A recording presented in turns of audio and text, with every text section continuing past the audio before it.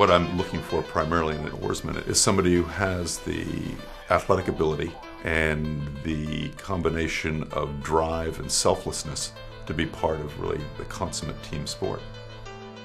What makes rowing so difficult is that you have to coordinate the efforts of 9 people over a very precise, limited distance.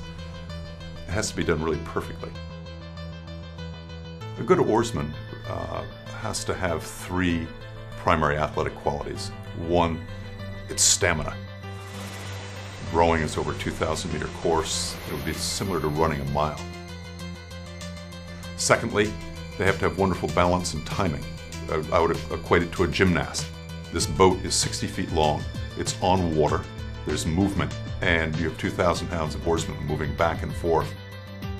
And then finally, the third quality is just raw power that you would find probably in a good Greco-Roman wrestler.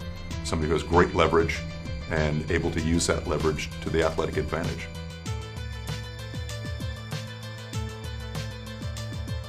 The men are placed in the boat primarily on physiological and also emotional characteristics. Most people don't realize that.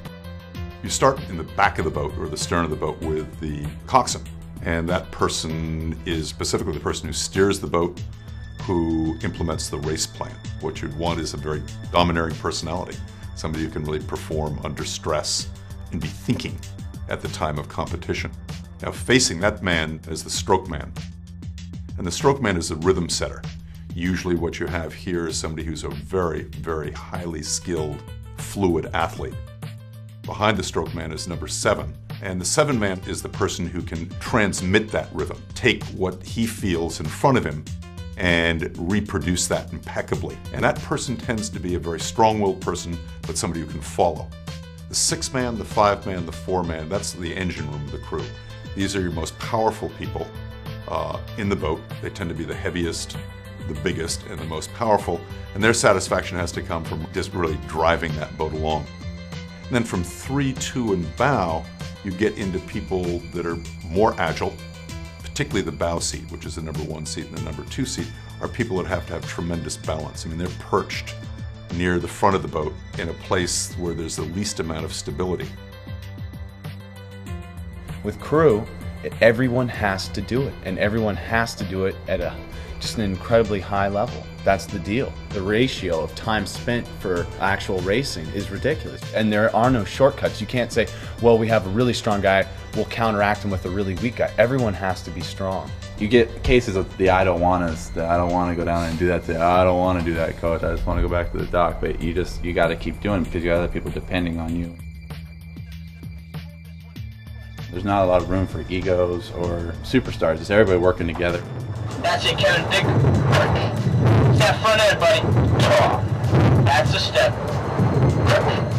Don't wait to accelerate. Step. Nice. Just being on a team, respecting each other, racing each other, being enemies, being ready to go after your friend in a boat next to you in a race, and also respecting the guy with you.